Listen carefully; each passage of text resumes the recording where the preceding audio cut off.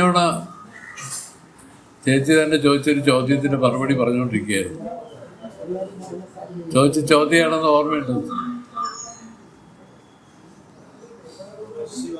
ആത്മാവിനെ കുറിച്ച് പല ലക്ഷണങ്ങൾ പറഞ്ഞതിൽ പഞ്ചകോശ വ്യതിരിക്തൻ, ശരീരത്ര വിലക്ഷണനൊക്കെ പറഞ്ഞല്ലോ. അതിനെപ്പറ്റിയൊക്കെ ഒന്ന് വിസ്തരിച്ച് പറഞ്ഞു തരണമെന്നാണ് പറഞ്ഞത്. അപ്പോൾ നമ്മൾ പറഞ്ഞു തുടങ്ങി, ഇതിലാണ് പഞ്ചകോശ വിലക്ഷണനാണ് ഈ ആത്മാ. അപ്പോൾ പഞ്ചകോശ വിലക്ഷണം എന്ന് പറയുമ്പോൾ ഏതൊക്കെയാണ് കോശങ്ങളെന്ന് നമ്മൾ പറഞ്ഞു. അന്നമയം, പ്രാണമയം, മനോമയം, വിജ്ഞാനമയം, ആനന്ദമയം. ഈ കോശങ്ങളെല്ലാം ഉറകൾ പോലെയാണ്. ഉറകളെന്ന് വെച്ചാൽ ഇതിനെ മറയ്ക്കുന്ന ഒരു ആവരണങ്ങളെയാണ് പറയുന്നത്. ആവരണം, അതായത് ഒരു വാളിന് അതൊരു ഉറയിട്ട് മറച്ചതുപോലെ. അങ്ങനെ 5 ഉറകൾ ഉറയിട്ട് മറച്ച രൂപത്തിലാണ് ഈ ആത്മാ ഇതിനകത്ത് വർത്തിക്കുന്നത്. എന്നാണ് നമുക്ക് വേദം പറഞ്ഞു തരികയാണ്. അങ്ങനെയൊന്നും അല്ല കേട്ടോ. അതൊരു ഫോർ എക്സാമ്പിൾ അങ്ങനെയാണ് ഇരിക്കുന്നതെന്ന് പറഞ്ഞു തരിക. എന്നിട്ട് ഓരോ കോശത്തെയും നമ്മൾ എടുത്തെടുത്ത് പറഞ്ഞില്ലേ. അന്നമയം എന്ന് പറഞ്ഞാൽ അതാണ് ബാഹ്യ ഉറ. അതാണ് സ്ഥൂല ശരീരമായിട്ടിരിക്കുന്നത്. ഇത് സംബന്ധിച്ച വികാരങ്ങളാണ് ഇതിൻ്റെ ഉറയായിട്ട് പറഞ്ഞിരിക്കുന്നത്. അന്നമയം എന്ന് വെച്ചാൽ അന്നമയമല്ല, അന്നമയം സംബന്ധിച്ച വികാരങ്ങൾ. ഞാനങ്ങ് ക്ഷീണിച്ചു പോയി, എനിക്ക് ആരോഗ്യക്കുറവായി പോയി, എനിക്ക് വേണ്ടത്ര ആ പഴയ കണക്കുള്ള ആ ഭംഗിയില്ല എന്നൊക്കെ തോന്നല്ലേ. ഇത് വികാരങ്ങളാണ്. ഈ ശരീരം സംബന്ധിച്ച വികാരങ്ങളാണ്. ഈ വികാരങ്ങളാണ് ഉറകൾ ഇതിൻ്റെ മറയായിട്ടിരിക്കുന്നത്. കാരണം മനസ്സ് ഇത് സംബന്ധിച്ച് വ്യവഹരിക്കുന്നതിനെയാണ് നമ്മൾ പറയുന്നത് ഉറ അല്ലെങ്കിൽ മറവ്. ഈ മനസ്സ് മറച്ചു കളയും, പരമാർത്ഥമല്ലത്.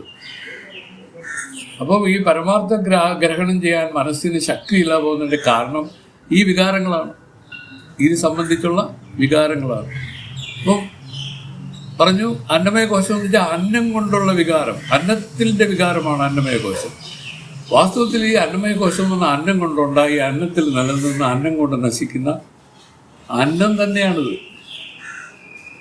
എൻ്റെ ചിന്മനസ്വാമി പറയും ഞങ്ങൾ, ഇത് അന്നമാണ്, ഇത് പുലിക്ക് അന്നമല്ല. ഇതിപ്പോൾ ഈ ശരീരം ഇത് കിട്ടിയാൽ പുലി സുഖമായിട്ട് തിന്നോണ്ടിരിക്കും. അതിനിത് അന്നമാണ്, ഭക്ഷണമാണ്. അപ്പോൾ പരസ്പരം ഭക്ഷണമാണ്. വാസ്തവത്തിൽ ഭക്ഷണം കൊണ്ടുണ്ടായി ഭക്ഷണം തന്നെയാണിത്. ഏത് ഈ ശരീരം. ഇത് സംബന്ധിച്ചുള്ള വികാരങ്ങളെയാണ് പറയുന്നത് ആവരണം.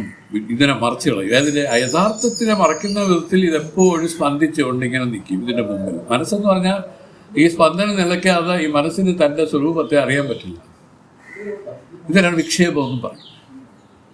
അപ്പോൾ അന്നത്തിൻ്റെ വികാരമായിട്ടുള്ള അന്നമയ കോശം മറക്കുകയാണ്. ഇനി പ്രാണമയ കോശം പ്രാണന്റെ വികാരമാണ്. ഈ പ്രാണനാണ്, നിശ്വാസങ്ങളാണ് പ്രാണൻ എന്ന് പറയുന്നത്. എങ്ങനെ ഇരിക്കുന്നു? പറയുന്നു തുരുത്തി പോലിരിക്കുന്നു. തുരുത്തി എന്ന് പറഞ്ഞാൽ കൊല്ലൻ്റെ ആലയില്ലേ, കൊല്ലൻ ഈ തീയെ ഊതുന്ന എങ്ങനെ ഇങ്ങനെ ഒരു സാധനത്തിനെ ഇങ്ങനെ പിടിച്ച് പൊക്കിയും താഴ്ത്തിയുമാണ്. ഇതാണ് അവർ പറയും കൊല്ലൻ്റെ ആലയിൽ അതിൻ്റെ പേരെന്തോ പറയും, തുരുത്തി പോലെ ഇരിക്കുക. ഇതാണ് നമ്മുടെ ഈ പ്രാണമയ കോശം. അതൊരു വികാരമാണ്. അതെങ്ങനെയാണെന്ന് വെച്ചാൽ, അയ്യോ എനിക്ക് ശ്വാസം പഴയണമെങ്കില്ല, കുറവായി പോകണോ, ചത്തുപോകുമോ ഉടനെ, ഇതൊക്കെയുള്ള ആ വികാരങ്ങൾ. ഈ വികാരങ്ങൾ എന്താണ് ചെയ്യേണ്ടത്? ആത്മാവിനെ മറച്ചുകൊണ്ടിരിക്കുകയാണ്. അതുകൊണ്ടാണ് പ്രാണമയ കോശം ആവരണമെന്നും ഇത് ആത്മാവിൻ്റെ ഉറയെന്നും ഒക്കെ പറഞ്ഞു. അടുത്ത് നിൽക്കുന്ന മനോമയ കോശം. ഇതെല്ലാം ഏറ്റവും ബാഹ്യമായ ഉറയാണ് അന്നമയ കോശം. അതിൻ്റെ ഉള്ളിൽ പ്രാണമയ കോശം, അതിൻ്റെ ഉള്ളിൽ മനോമയ കോശം. മനോമയ കോശം എന്തിനാണ്? മനസ്സാണ് മുഖ്യം. ഇന്ദ്രിയങ്ങൾ അതിൻ്റെ കൂടെ ഉണ്ട്. മനസ്സും ആ ഇന്ദ്രിയങ്ങളും കൂടെ ചേർന്നാണ് മനോമയ കോശം. പ്രാണനും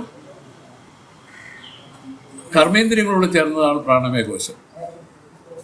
ഈ സ്ഥൂല ശരീരത്തിനെയാണ് അന്നമയ കോശം എന്ന് പറയുന്നത്. ഇങ്ങനെ ഓരോന്നിനും അവർ പേര് നൽകി നമുക്ക് പറഞ്ഞ് മനസ്സിലാക്കി തരുന്നത് ഇതെല്ലാം വികാരങ്ങളാണ്. മനസ്സെന്ന് പറയുന്നത് മുഖ്യമായിട്ട് പറയുന്ന മനസ്സ് ഇപ്പം ഈ പറയുന്ന മനസ്സല്ല. ഇതെല്ലാത്തിനെയും നോക്കിക്കണ്ട് സങ്കല്പിച്ചു വികല്പിച്ചു ഇരിക്കുന്ന ഒരു മനസ്സുണ്ട്. ഇത് എന്താണ് ചെയ്യുന്നത്? ഈ വികാരങ്ങൾ ആത്മാവിനെ അതിൻ്റെ ശരിയായ രൂപത്തിൽ നമുക്ക് അനുഭവിക്കാൻ പറ്റാതെ ഇരിക്കും.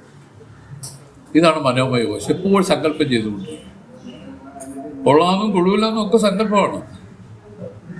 വാസ്തവത്തിൽ ഏത് കൊള്ളാം എന്ന് ചോദിച്ചാൽ ഒരാൾക്ക് വ്യക്തമായിട്ട് പറയാൻ ഒക്കില്ല. കാരണം ഇപ്പം കൊള്ളാൻ തോന്നിയ ഒരു അടുത്ത സെക്കൻഡിൽ കൊള്ളൂലെന്ന് തോന്നും. ഇല്ലേ? അങ്ങനെയല്ലേ? ഒരു വ്യവസ്ഥയില്ലാതെ ഒരു വികാരമാണത്. ഇതാണ് മനോമയ കോശം. ഇനി വിജ്ഞാനമയ കോശം, ബുദ്ധിയും ഇന്ദ്രിയങ്ങളും കൂടെ ചേർന്നിരിക്കുക. വിജ്ഞാനമയ കോശം തൊട്ട് കുറച്ച് ഡിവൈനാണ്. കുറച്ചുകൂടെ എന്തോ പറയും, ചിലർ പറയും കുറച്ച് ഡിവൈനായെന്ന് വെച്ചാൽ നമ്മുടെ വെറും സ്ഥൂലമല്ല. ഈ ബുദ്ധിയുടെ വിചാരമാണ്, ഈ വിവേകമാണ് ഈ ആത്മാനാത്മാക്കളെ പിരിച്ച് അറിയിച്ച് ആ ജീവന് മുക്തി കൊടുക്കണം. അതുകൊണ്ട് ബുദ്ധിയെ സംബന്ധിച്ച് പറയുമ്പോൾ കുറച്ച് ഉള്ളിലാണ്. അത് നമുക്ക് ആ അതിൻ്റെ വികാരങ്ങളെ തീർത്ത് നിഷേധിക്കാൻ പറ്റില്ല. എങ്കിലും അറിഞ്ഞിരിക്കണം ഇതും വികാരമാണ്, ബുദ്ധിയുടെ ഒരു വികാരമാണ്. ഞാൻ അറിഞ്ഞു എന്ന് പറയുന്നില്ല, അത് ബുദ്ധിയാണ്. ഇത് സ്ഥിരീകരിക്കുന്ന ബുദ്ധിയാണ്. മനസ്സ് മനസ്സ് സങ്കല്പിക്കും, ബുദ്ധി നിശ്ചയിക്കുന്ന ബുദ്ധിയാണ്. മനസ്സ് നിശ്ചയിക്കില്ല, മനസ്സ് സങ്കല്പിക്കാനേ അറിയാവൂ. മനസ്സെപ്പോഴും ഇങ്ങനെ ഇരിക്കണം, അതാണോ ഇതാണോ എന്ന് പറയുമ്പോൾ ബുദ്ധി പറയാം അത് തന്നെ എന്ന് പറയുന്നത് ബുദ്ധിയാണ്. അതാണ് ബുദ്ധി. ഈ ബുദ്ധി നമുക്ക് ആത്മസാക്ഷാത്കാരത്തിന് ഭയങ്കര ഒരു പ്രകടമായ ആവശ്യമായ ഒരു ഫാക്ടറാണ്. ഈ ശാസ്ത്രം, ഇതിലെ വിചാരം, ഇതെല്ലാം ബുദ്ധിയുടെ തന്നെ കാര്യമാണ്. അത് കഴിഞ്ഞ അടുത്ത കോശമാണ് ആനന്ദമയ കോശം. ആനന്ദമയ കോശത്തെ പറ്റി സ്വാമി നമുക്ക് പറഞ്ഞു തന്നു. ഏതൊക്കെയാണ്? പ്രിയം, മോദം, പ്രമോദം രൂപമായിട്ടിരിക്കുന്നതാണ് ആനന്ദമയ കോശം. പ്രിയം എന്ന് വെച്ചാൽ ഇഷ്ടവസ്തുവിനെ കാണുമ്പോഴുള്ള സന്തോഷം, അതാണ് പ്രിയം. ഇഷ്ടവസ്തുവിനെ കിട്ടിയതിലുള്ള സന്തോഷം, അതാണ് മോദം. ഇഷ്ടവസ്തുവിനെ അനുഭവിക്കുന്നതിനുള്ള സന്തോഷം, ഇതാണ് പ്രമോദം. വാസ്തവത്തിൽ ഈ 3 രൂപത്തിലാണ് ഈ ലോകവസ്തുക്കളെല്ലാം ഇരിക്കുന്നത്. ഇതെല്ലാം ആത്മാവിൻ്റെ ചേലല്ല, ഇതെല്ലാം കോശങ്ങളുടെ തന്നെ ചേലാണ്. ഈ കോശങ്ങളുടെ ഈ ചേല് നമുക്ക് വ്യക്തത ഇല്ലാത്തതുകൊണ്ട് ആത്മാവിൽ ആരോപിച്ചു കാണുകയാണ്. എനിക്ക് വിശക്കുന്നു എന്ന് പറയുന്നത് ഒരാരോപമാണ്. എനിക്ക് വിശക്കില്ല, ഞാനെന്ന് ഉദ്ദേശിക്കുന്നത് ഈ ആത്മാവിനെയാണ്, ശരീരത്തിനാണ്, അല്ലെങ്കിൽ പ്രാണനാണ് വിശക്കുന്നത്. വാസ്തവത്തിൽ പ്രാണന്റെ വിശപ്പിനെ എനിക്ക് വിശക്കുന്നു എന്ന് പറയുമ്പോൾ നമ്മൾ ആദ്യമായിട്ട് ഒരു തെറ്റാണ് പറഞ്ഞത്. ഇതിനെയാണ് അഭ്യാസം. ഈ രൂപത്തിലാണ് ഈ ലോകവസ്തുക്കളെല്ലാം.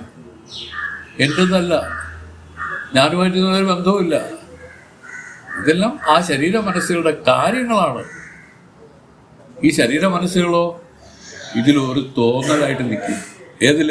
ഈ ആത്മാവിൽ ഒരു തോന്നലായിട്ട് നിൽക്കുകയാണ്. പറയാൻ കാരണം എന്ത്?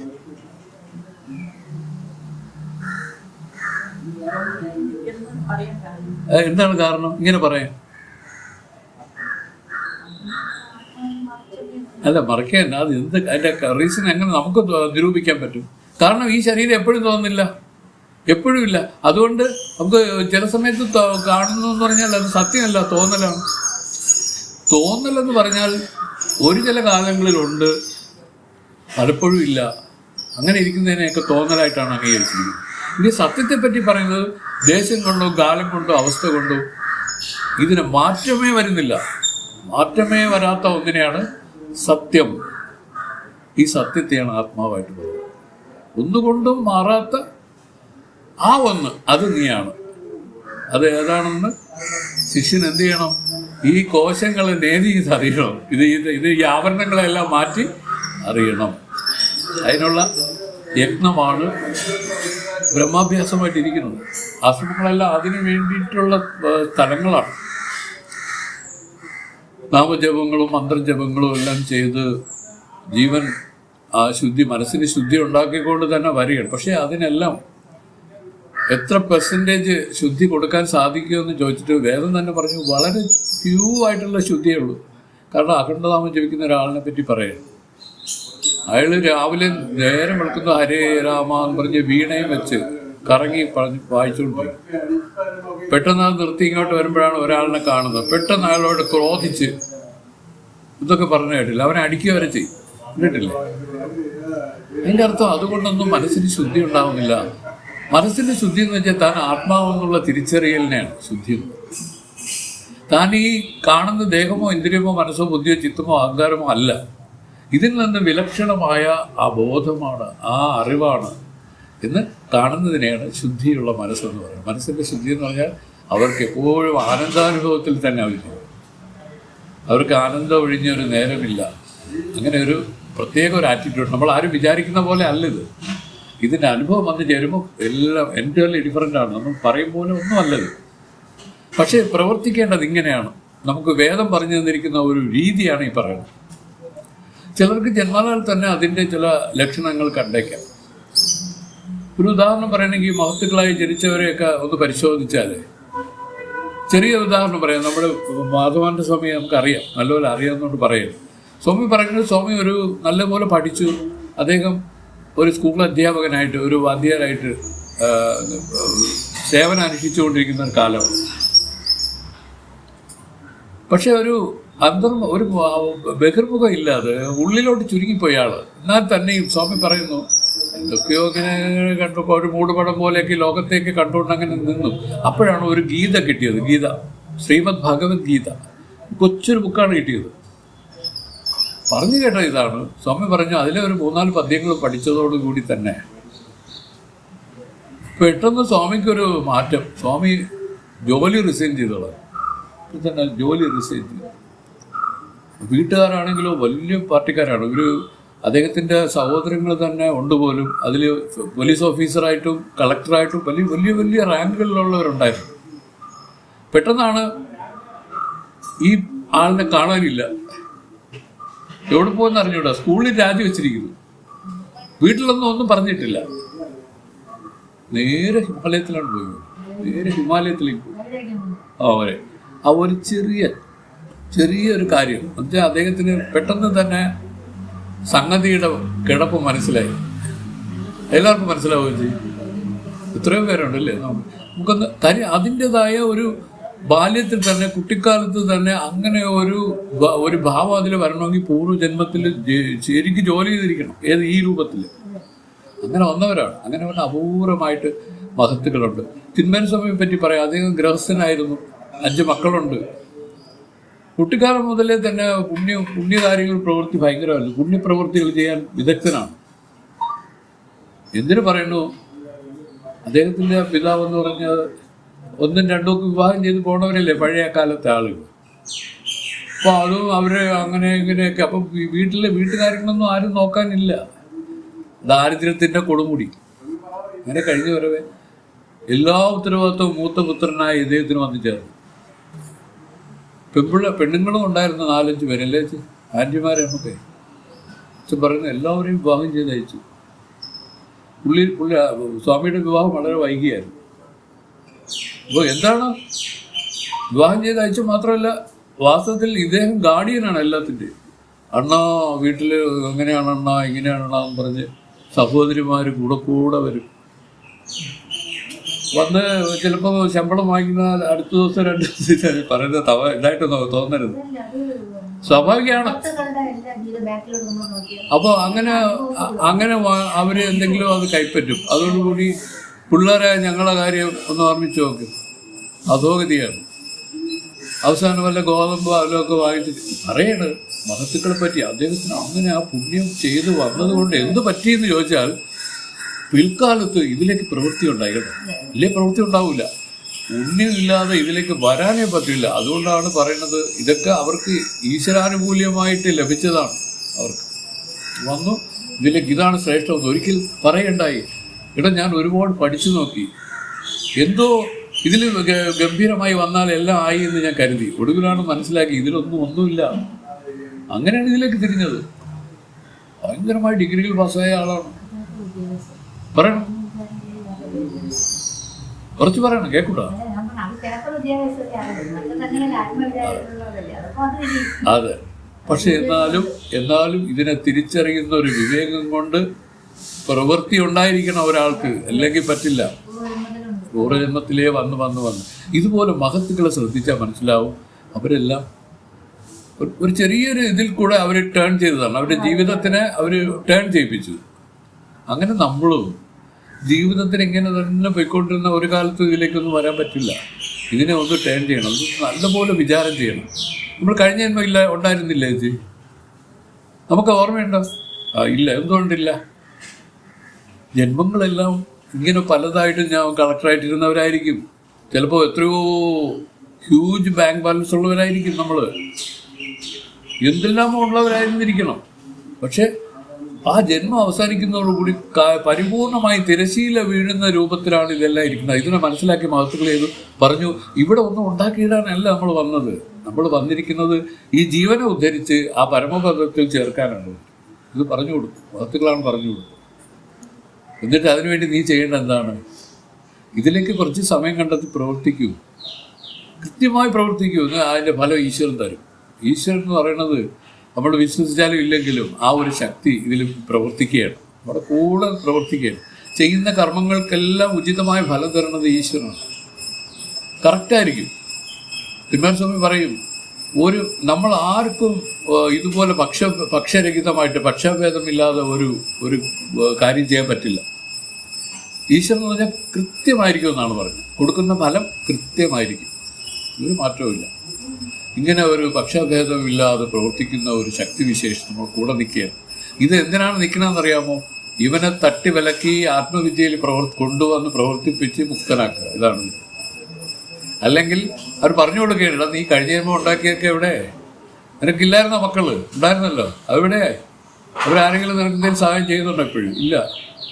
വെറും സ്വപ്ന സന്നിഭമായിരിക്കുന്ന ഈ ലോകം, ഈ ലോകത്തെ വിശ്വസിച്ച് കഴിയുന്ന മൂഢാത്മാക്കളായിട്ട് നമ്മൾ വർത്തിക്കുന്നതിനെയാണ് അവർ തട്ടി വിലക്കുന്നത്.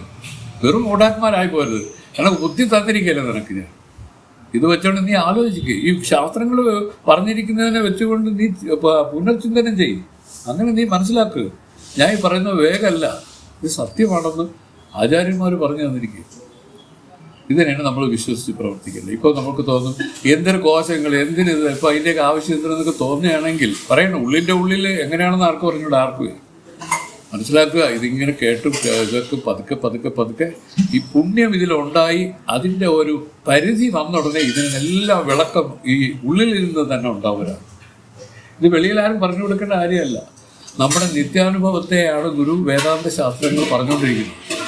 പക്ഷേ നിത്യാനുഭവമെങ്കിലും നമുക്ക് നിത്യാനുഭവമായിട്ട് തോന്നണില്ല. ഇപ്പോൾ എന്തിനാക്കും? അതിന് അവരെ കുറ്റം പറഞ്ഞിട്ട് കാര്യമില്ല, നമ്മുടെ കുറ്റമാണ്. കാരണം ഈ മനസ്സിനെ ക്ഷോഭിപ്പിച്ച് ഈ കോശങ്ങളെല്ലാം വികാരപ്പെടുത്തി നമ്മൾ ഈ ലോകത്തിൽ ഇങ്ങനെ സത്യബുദ്ധിയോടുകൂടി നിലകൊള്ളുന്നത് കൊണ്ട് നമുക്ക് ആ ജ്ഞാനം ഉണ്ടാവുന്നില്ല. ആ ജ്ഞാനം അതുകൊണ്ടാണ് ഉണ്ടാവുന്നത്. അല്ലെങ്കിൽ ആ പരമാത്മ സ്വരൂപമായ ആനന്ദ സ്വരൂപമായിട്ട് താൻ വിളങ്ങുന്നത് അനുഭവവേദ്യമായ ഒരാൾക്ക് അറിയാൻ സാധിക്കും. ഇതിനാണ് വേദം പറയുന്നത്. അപ്പം നമ്മൾ പറഞ്ഞാൽ മനസ്സിലായല്ലോ, ഈ കോശങ്ങളെന്ന് പറഞ്ഞ വികാരങ്ങളെയാണ്. വികാരങ്ങൾ. ഇപ്പോൾ അന്നമയ കോശം എന്ന് പറയുന്നത് അന്നം കൊണ്ട് ഉണ്ടായി എന്നുള്ളത് കൊണ്ടല്ല പ്രശ്നം. ഇത് സംബന്ധിച്ചുള്ള വികാരങ്ങൾ ഇത് ഞാൻ മറയ്ക്കും. അന്നമയ കോശം, അന്നവികാരം. അന്നവികാരം എന്നല്ലേ പറയുന്നത്? ആവശ്യമാണ്. ഇതൊക്കെ ശരീരത്തിന് ആവശ്യമാണ്, മനസ്സിന് ആവശ്യമാണ്, ബുദ്ധിക്ക് ആവശ്യമാണ്, എല്ലാത്തിനും ആവശ്യമാണ്. എന്ന് വിചാരിച്ച് ഇത് സത്യമല്ല, ഇത് താൽക്കാലികമാണ്, ഇത് ശാശ്വതമല്ല, ഇത് താൽക്കാലികമാണ്. ഇതിനെയാണ് പറഞ്ഞു കൊടുക്കുന്നത്. ഇത് വാസ്തവമല്ല. ഇതുകൊണ്ട് അതിലോട്ടുള്ള പ്രവൃത്തി നീ ചെയ്യേണ്ടെന്ന് ഒരിക്കലും വേദം പറയില്ല. പക്ഷേ നീ അതിനെ മനസ്സിലാക്കിക്കൊണ്ട് നീ ഈ ജന്മം പ്രയോജനപ്പെടുത്തണം. ഏതിനു വേണ്ടി? ആത്മസാക്ഷാത്കാരത്തിൽ. ആ ആത്മസാക്ഷാത്കാരം എന്ന് പറഞ്ഞാൽ വേറെ ഒന്നുമല്ല, ശരിക്കും തന്നെ തിരിച്ചറിയുന്നതാണ്. ശരിയായി താൻ ആരാണ് പറയുന്നു. ഈ കോശങ്ങളല്ല, ഈ 5 കോശങ്ങളുണ്ട്, അതല്ല. 3 ശരീരം നമുക്കുണ്ട്. ഈ കോശങ്ങൾ തന്നെയാണ് 3 ശരീരമായിട്ടും ഇരിക്കുന്നത്. ആ ശരീരമാണ് സ്ഥൂല ശരീരം, സൂക്ഷ്മ ശരീരം, കാരണ ശരീരം. ഈ 3 ശരീരങ്ങളും നീയല്ല. പിന്നെ ഒന്ന് പറഞ്ഞു ചേച്ചി, അവസ്ഥകൾ. നമുക്ക് 3 അവസ്ഥകൾ വന്നിട്ട് പോകുന്നുണ്ട്. ഏതൊക്കെയാണ്? ഇത് ജാഗ്രത, സ്വപ്ന, സുഷുപ്തി. ഈ 3 അവസ്ഥകളും സത്യമല്ല. ഈ 3 അവസ്ഥകളും നീയല്ല. ജാഗ്രതാണ് ഈ സ്ഥൂല ശരീരം തോന്നണത്. സ്വപ്നത്തിൽ ഈ സ്ഥൂല ശരീരം തോന്നാതെ ഒരു സൂക്ഷ്മ ശരീരം തോന്നുന്നു. അതെങ്ങനെ തോന്നുന്നു വെച്ചാൽ ഒരാൾ ബെഡിൽ കിടക്കുന്ന ആൾ അവിടെ നിന്ന് എഴിച്ച് പോയി ഹിമാലയത്തിൽ കയറാനായിട്ടോ വെള്ളത്തിൽ കിടങ്ങി കുളിക്കുന്നതായിട്ടോ ഒക്കെ കാണുന്നു. അത് ആ ശരീരമല്ലല്ലോ ഇത്. അപ്പോൾ ഇത് മനസ്സിലാക്കണം, ഇത് തിരിച്ചറിയണം. ഈ തിരിച്ചറിയ വിവേകം കൊണ്ട് ഇതിന് വിലക്ഷണമായിരിക്കുന്ന ആത്മാവിനെ ഒരാൾക്ക് അറിയാൻ സാധിക്കും. അത് ഈ പറയുന്ന നാമരൂപരഹിതമാണ്. ഇതിനൊരു നാമമോ രൂപമോ വർണ്ണമോ ഒന്നുമില്ല. ഇത് എങ്ങനെയോ അങ്ങനെ. ഇത് ആകാശം പോലെ സർവത്ര വ്യാപകമായിരിക്കുന്നു. രണ്ടാമത് അതാണ് ആത്മാ സച്ചിദാനന്ദൻ എന്ന് പറഞ്ഞ് ലാസ്റ്റിൽ പറഞ്ഞു. മൂന്ന് രൂപത്തിലും ആത്മാവിനെ, 4 രൂപത്തിൽ ആത്മാവിനെ അറിയാൻ വേണ്ടുന്ന കാര്യങ്ങൾ പറഞ്ഞു കൊടുത്തു. അതിലൊന്നാണ് ശരീരത്രയ വിലക്ഷണം, പഞ്ചകോശ വ്യതിരിക്തൻ, അവസ്ഥാത്രയ സാക്ഷി, സച്ചിദാനന്ദ രൂപൻ. അതിൽ സത്ത്, ചിത്ത്, ആനന്ദം. അതാണ് നമ്മളിപ്പോൾ ഈ അടുത്ത് ഒരുപാട് ക്ലാസ്സുകളിലായിട്ടാണ് നമ്മൾ അതിനെ വർണ്ണിച്ചത്. ഏറെക്കുറെ നല്ല മനസ്സിലായെന്നാണ് എൻ്റെ ഒരു വിചാരം. ഈ രൂപത്തിൽ ആത്മനിർണയം ചെയ്യുന്നതിൻ്റെ ഉദ്ദേശം എന്താണെന്ന് വെച്ചാൽ, ആ നിർണയത്തിൽ ഇതിനെയാണ് ധാരണ. ഈ ധാരണയിലൂടെ ധ്യാനമുണ്ടാവും. ധ്യാനം സമാധിയിലേക്ക് കൊണ്ടുപോകും. സമാധി എന്ന് പറഞ്ഞാൽ മരിച്ചു പോകുന്നതല്ല. മഹത്തുക്കളെല്ലാം ആ നിർവികൽപ്പ നിലയിൽ ആ സമാധിയിൽ അങ്ങനെ ഇരിക്കുന്നവരാണ്. അവർ നടക്കുമ്പോഴും അവർ ആ നിർവികൽപ്പ സമാധിയിൽ നിന്ന് മാറുന്നില്ല. എപ്പോഴും സദാ അവർ ഈ നിർവികൽപ്പ സമാധിയിൽ നിന്ന് അഴിയാതെ നിൽക്കും. നമുക്ക് അനുഭവിച്ചറിയണമെങ്കിൽ എന്ത് വേണം? ഈ രൂപത്തിൽ ഞാൻ ഒരു ക്ലിപ്തമെന്ന് ഉള്ള ആ അജ്ഞാനത്തെ മാറ്റണം. ഞാൻ ഈ ദേഹമെന്ന് തോന്നുന്ന ഒരു ക്ലിപ്തമാണ്, ഒരു എന്താ പറയും, ഒരു തുച്ഛമായ ഒരു അറിവാണ്, ഒരു കണ്ടബോധമാണ്. ഇതുപോലെ തന്നെ അല്ല. അതുകൊണ്ട് അവർ പറഞ്ഞു, ഇതിനെല്ലാം നിഷേധിക്കാൻ പറഞ്ഞു. നീ ദേഹമല്ല, നീ ഇന്ദ്രിയമല്ല, നീ കോശങ്ങൾ, ഈ 5 നീയല്ല, നീ അവസ്ഥകൾ 3 നിൻ്റെതല്ല, നീയുമല്ല. ഇങ്ങനെയെല്ലാം പറഞ്ഞു തന്നു. ഇതിനെല്ലാം വിലക്ഷണമായിരിക്കുന്നു. ഇതിനെല്ലാം സാക്ഷിരൂപമായിട്ട് ഈ ആത്മാവ് വിളങ്ങിക്കൊണ്ടിരിക്കുന്നു സദാ. ഇതിനെല്ലാം മാറ്റമുണ്ട്. ഈ സാക്ഷി എപ്പോഴും അങ്ങനെ തന്നെ നിൽക്കും. പക്ഷെ സാക്ഷിക്ക് വിഷയമായിരിക്കുന്ന കാര്യങ്ങൾക്ക് മാറ്റങ്ങളുണ്ട്. ജാഗ്രത വരുന്നു, സാക്ഷിയുടെ മുമ്പിലാണ്. സ്വപ്നം വരുന്നു, അത് സാക്ഷിയുടെ മുമ്പിലാണ്. ഇത് രണ്ടും പോയി സുഷുപ്തി വരുന്നു, ഇത് സാക്ഷിയുടെ മുമ്പിലാണ്. ഈ 3നെയും ഈ സാക്ഷി പ്രകാശിപ്പിച്ചറിഞ്ഞുകൊണ്ടിരിക്കുന്നു. ഇതാണ് വേദം നമുക്ക് പറഞ്ഞു തരുന്നത്. ഇത്രയൊക്കെ മതിയെത്തി. പുണ്യശാലികൾക്ക് ധാരാളമാണ്. മഹത്തുക്കളൊന്നും എന്ന് പറയുന്നത് പ്രത്യേക തരം ബുദ്ധിയുള്ളവരൊന്നും അല്ല. പക്ഷെ അവർ പൂർവ്വജന്മത്തിലൊക്കെ ഇങ്ങനെ ചെയ്ത് തേറി ധാരണകൾ ഉറച്ചു വരണവരാണ്. നമ്മളും ഇങ്ങനെ കേൾക്കുകയും ചിന്തിക്കുകയും ഒക്കെ ചെയ്യുന്ന വഴി വരും ജന്മങ്ങളിലൊക്കെ നല്ല തുറവികളായിട്ട് തന്നെ ജന്മമെടുക്കും. ഇതിലേക്ക് തന്നെ വരും. ഒരു കാരണവശാലും ഇവർ വേറെ പോവില്ല. കാരണം വിചാരം എന്ന് പറയുന്നത് ഒരു ജീവികൾക്കും ഇല്ല, ഈ മനുഷ്യർക്ക് മാത്രമേ ഉള്ളൂ. ബുദ്ധിവിചാരം അത് മനുഷ്യർക്ക് മാത്രമേ ഉള്ളൂ. സ്വാമി പറയും, സുഷുപ്തി മനുഷ്യന് മാത്രമേ ഉള്ളൂ എന്നാണ്. വേറെ ഏതെങ്കിലും ജന്തുവിന് സുഷുപ്തി ഉണ്ടോ? ഇല്ലെന്നാണ് പറയണത്. എനിക്ക് അറിഞ്ഞുകൂടാൻ പറ്റി. വേദം പറഞ്ഞിരിക്കുന്നതാണ് പറയണത്. സുഷുപ്തി എന്ന് പറഞ്ഞാൽ ഗാഠനിദ്രയാണ് സുഷുപ്തി എന്ന് പറയുന്നത്. എല്ലാം മറന്നെടുത്ത് ഒരു കാട്ടിക്കൂടെ നടക്കുമ്പോൾ ഒരു സിംഹം ഇങ്ങനെ കിടന്ന് ഉറങ്ങണമെന്ന് വിചാരിച്ച് അതിൻ്റെ അടുത്തൂടെ ഒന്നും പോകല്ലേ എന്ന് പറയും. എന്താണ് അത്? ഉറങ്ങുകയല്ല. അത് ശരി, ഉറങ്ങാൻ ഈ പറയുന്ന സുഷുപ്തിയാണ്. അത് സുഷുപ്തിയല്ല, അത് വെറുതെ ഇങ്ങനെ മനോരഥം ചെയ്തിങ്ങനെ കിടക്കുന്നതാണ്. മനോരഥം ചെയ്യുന്നതിനാണ് സ്വപ്നം എന്ന് പറയുന്നത്. എന്നുവെച്ചാൽ മനസ്സവിടെ ഇങ്ങനെ ഓരോന്നും സങ്കല്പിച്ച് കണ്ടുകൊണ്ടിരിക്കും. അതാണ് സ്വപ്നം. ഈ സ്ഥൂലം എന്ന് പറഞ്ഞാൽ അതിൻ്റെ ശരിക്കുള്ള വിരവാണ്. യാഥാർത്ഥ്യം പോലെ കണ്ടുകൊണ്ടിരിക്കും. എല്ലാം സങ്കല്പം തന്നെ ഈ ലോകം, സങ്കല്പം തന്നെ ഇതിലെ സുഖം, സങ്കല്പം തന്നെ ഇതിലെ ദുഃഖവും. എല്ലാം സങ്കല്പം അറ്റാൽ സുഖവുമില്ല ദുഃഖവുമില്ല, കേവലം താൻ മാത്രം. ഇതാണ് വേദത്തിൻ്റെ അസന്നിഗ്ധമായ അഭിപ്രായം. ഇതിനെ മനസ്സിലാക്കിക്കൊണ്ടാണ് മഹത്തുക്കൾ ഇതിനെ വിട്ടുകളയാൻ പറഞ്ഞു. വിട്ടുകളയാന്ന് പറഞ്ഞു. എളുപ്പമല്ല, വിട്ടുകളയാൻ എളുപ്പമല്ല. പക്ഷേ അതിനു വേണ്ടി പ്രയത്നിച്ചാൽ ഈശ്വരൻ തുണയ്ക്ക് വരും. അതാണ് ഇവിടുത്തെ കാര്യം. നമുക്ക് പറ്റില്ലെങ്കിലും ആത്മാർത്ഥമായിട്ട് നമ്മൾ ആഗ്രഹിച്ച് പ്രവർത്തിക്കുമെങ്കിൽ ആ ഗുരു ഇതിൽ തുണയ്ക്കും. കാക്ക മുട്ടയെടുത്ത കഥ പോലെ എന്നൊരു ചൊല്ലിതിനുണ്ട്. ഒരിക്കൽ ഇങ്ങനെ കാക്ക ഇങ്ങനെ സമുദ്രത്തിൻ്റെ മുകളിൽ കൂടെ പറന്നു പോയിക്കൊണ്ടിരിക്കുകയായിരുന്നു. അപ്പോഴാണ് അതിന് മുട്ടയിടാനൊരു ശങ്കയുണ്ടായി. പക്ഷെ കരയിൽ വന്ന് മുട്ടയിടണമെന്ന് വിചാരിച്ചെങ്കിലും നടന്നില്ല. അത് അത് ആ മുട്ട കടലിൽ പതിച്ചു പോയി. കാക്കയ്ക്ക് ഭയങ്കരമായ വിഷമമുണ്ടായി. കാക്ക അങ്ങനെ കടലിൻ്റെ തീരത്ത് വന്നിരുന്നു. ആലോചിച്ചത് എങ്ങനെ എടുക്കാം. അപ്പോഴാണ് അതിനൊരു ബുദ്ധി തോന്നി, വെള്ളം കോരി വറ്റിച്ച് എടുക്കാം. അങ്ങനെ അത് ഓരോ കൊക്ക് വെള്ളം എടുക്കും, ദൂരെ കൊണ്ടൊഴിക്കും. ഇങ്ങനെ ഓരോ കൊക്ക് വെള്ളം എടുത്ത് ദൂരെ കൊണ്ടൊഴിച്ച് ഇങ്ങനെ ഈ പരിപാടി ചെയ്തുകൊണ്ടേയിരുന്നു എന്നാണ്. അതിന് ഏതെങ്കിലും കാലത്ത് ഈ കടൽ ജലം വറ്റിച്ച് മുട്ടയെടുക്കാൻ പറ്റുമായിരുന്നു. പക്ഷേ വരുണൻ ഇത് കാണും. എന്താ ഈ കാക്ക ഇത് ചെയ്യുന്നതെന്ന് അദ്ദേഹം അടുത്ത് വന്നു ചോദിച്ചു, നീ എന്താ ചെയ്യുന്നത്? എന്നെ ശല്യപ്പെടുത്തരുത്, ഞാൻ മുട്ട എടുക്കാനായിട്ടുള്ള യത്നത്തിലാണ്, എനിക്ക് ഡിസ്റ്റർബൻസ് ചെയ്തതെന്ന് പറഞ്ഞു. നിങ്ങൾ ഒന്നും ചോദിക്കണ്ട, എനിക്ക് സമയമില്ല.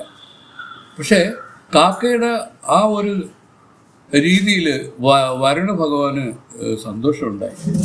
വരുണ ഭഗവാൻ മുട്ടയെടുത്ത് കൊടുത്തു. കാക്കയ്ക്ക് പറ്റൂ, പക്ഷേ കാക്ക പ്രയത്നിക്കാതിരുന്നാൽ പറ്റൂ. അതുകൊണ്ട് അവർ പറഞ്ഞു, കാക്ക മുട്ടയെടുക്കുന്ന ഉപനിഷത്ത് കഥയാണ്. ഒരു കാക്ക മുട്ടയെടുത്തതുപോലെയാണ് നമ്മൾ ആത്മവിദ്യയിൽ പ്രവർത്തിക്കുന്നത്. ഈ താൻ ആത്മസാക്ഷാത്കാരം എന്ന് പറയുന്നത് ഒരിക്കലും ആർക്കും സാധ്യമുള്ള കാര്യമല്ല. പക്ഷേ നിരന്തരമായിട്ട് ഇതിൽ പ്രവൃത്തി ഉണ്ടായിക്കൊണ്ടിരുന്നാൽ ആ ഗുരു, ആ ഈശ്വരൻ സന്തുഷ്ടനാകും. ഭഗവാന്റെ സന്തുഷ്ടി, ആ ഭഗവാൻ ഇത് എടുത്തും കൊണ്ടുപോടാന്ന് പറയും. അങ്ങനെയാണ് ഇത് ചെയ്യുന്നത്. മഹത്തുക്കളെല്ലാം അങ്ങനെയാണ്. അല്ലാതെ ആദ്യം ബുദ്ധിയുള്ള, അതിന് സാമർഥ്യമുള്ള ലോകത്ത് ഒരുത്തരും ഉണ്ടായിട്ടില്ലെന്നാണ് പറയുന്നത്. ഒരുത്തരും ഉണ്ടാവുകയില്ല. അങ്ങനെയുള്ള ശക്തിയുള്ള ബുദ്ധിയും വൈഭവവും സാമർഥ്യവും ഒക്കെ ഉള്ളത് നമുക്കറിയാം. ഭാരതം വായിച്ചിട്ടുണ്ടെങ്കിൽ അറിയാം. അതിൽ ശകുനി, ഭഗവാൻ കൃഷ്ണൻ പോലും പറഞ്ഞു, ഇത്രയും ബുദ്ധിയുള്ള ഒരാളുടെ ലോകത്ത് കാണാനില്ലെന്നാണ് പറയുന്നത്.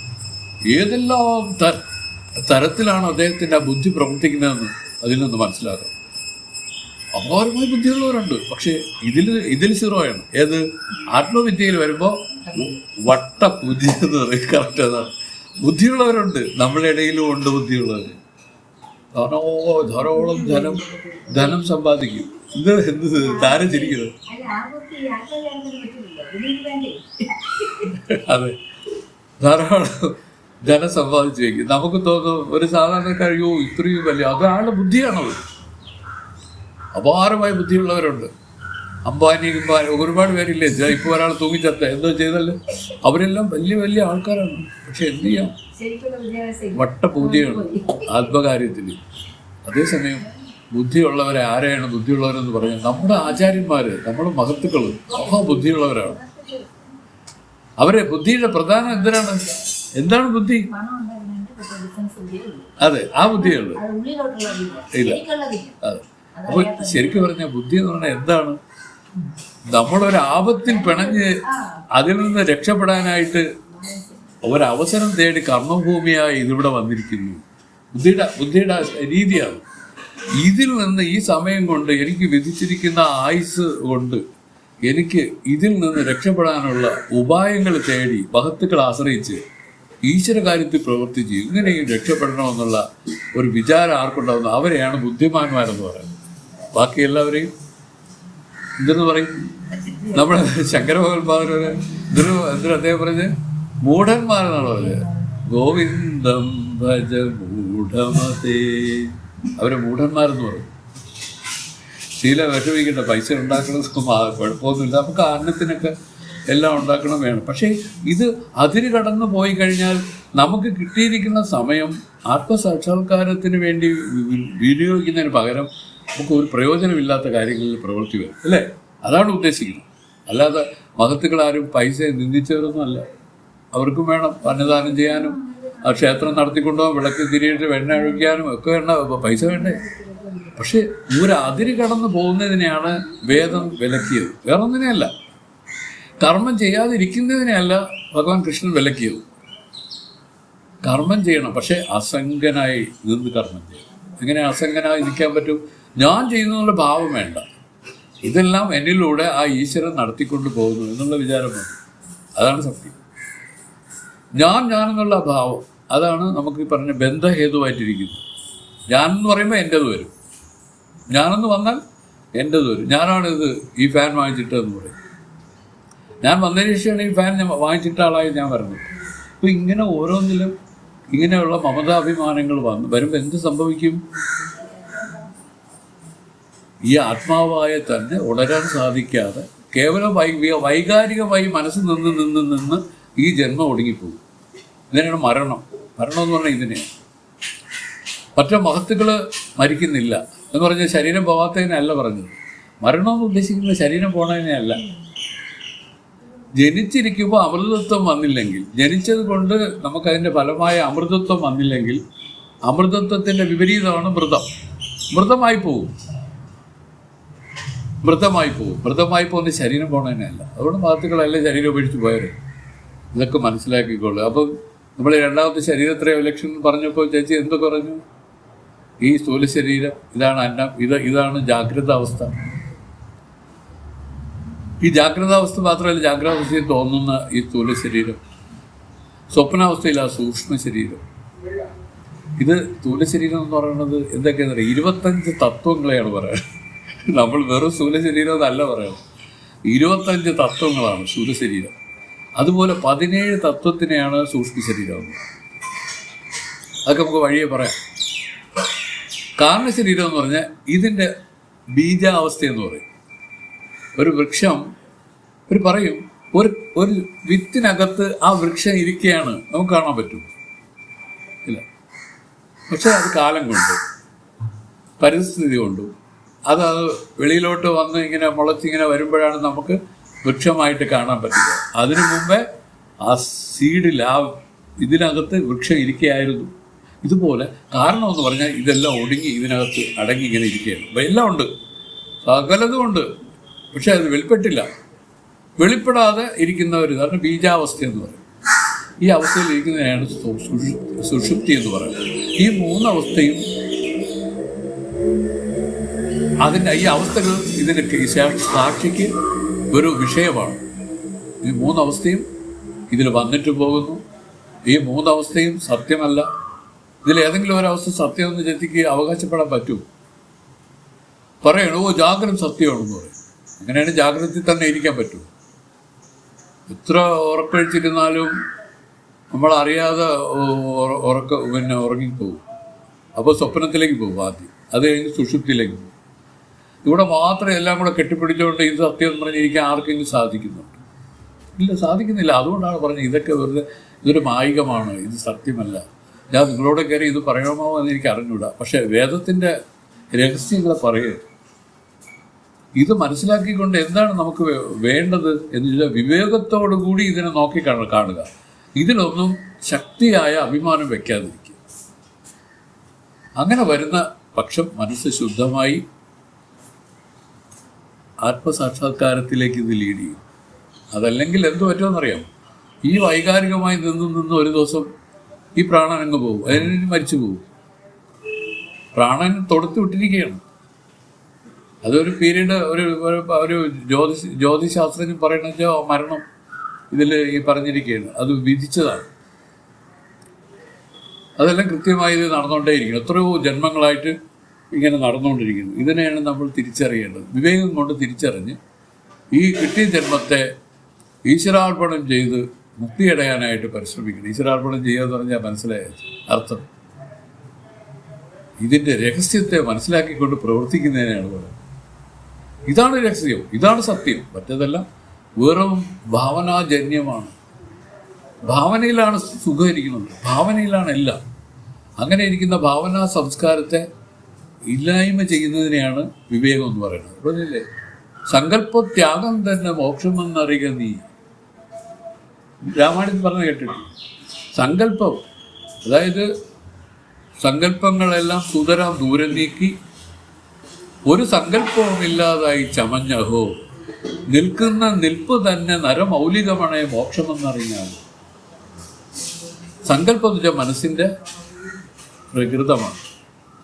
ഇത് എങ്ങനെ ഈ സങ്കല്പം ഉണ്ടാകുന്നു? അനാദി വാസന കൊണ്ടാണ് ഉണ്ടാകുന്നത്. കഴിഞ്ഞ ജന്മം നമ്മൾ ശീലിച്ച കാര്യങ്ങളാണ്. നമുക്ക് വാസനയായിട്ട് നിന്നിട്ട് ആ സങ്കല്പത്തെ ഉണ്ടാക്കി അതിൽ സുഖത്തെ ദുഃഖത്തെ അടഞ്ഞുകൊണ്ടിരിക്കും. ഇതിങ്ങനെ എപ്പോഴും ഇങ്ങനെ സുഖദുഃഖ ദ്വന്ദ്ങ്ങളിൽ ഇങ്ങനെ പ്രവർത്തിക്കും. എന്നാൽ ഈ സുഖദുഃഖങ്ങളെ ഒന്ന് പരിശോധിച്ചിട്ട് മഹത്തുക്കൾ പറഞ്ഞു, ഈ സുഖദുഃഖങ്ങൾ വാസ്തവമാണ്.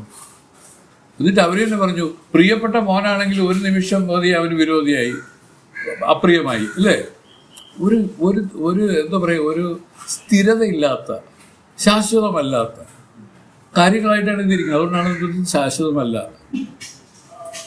ഈ അശാശ്വതമായ ഇതിൽ എത്രയും സത്യബുദ്ധിയോടുകൂടി നീ നിൽക്കുന്നതിൻ്റെ കാരണം എന്താണെന്നറിയാമോ? പാപശക്തിയാണ്. അതുകൊണ്ട് നീ ആ പുണ്യം ഉണ്ടാക്കി ഈ വേദാന്ത വിചാരം ചെയ്ത് നീ മുക്തനാവാൻ ശ്രമിച്ചോളൂ. ഇതാണ് വേദത്തിന് പറയാൻ ഒരേ ഒരു കാര്യം, വേറൊന്നുമില്ല.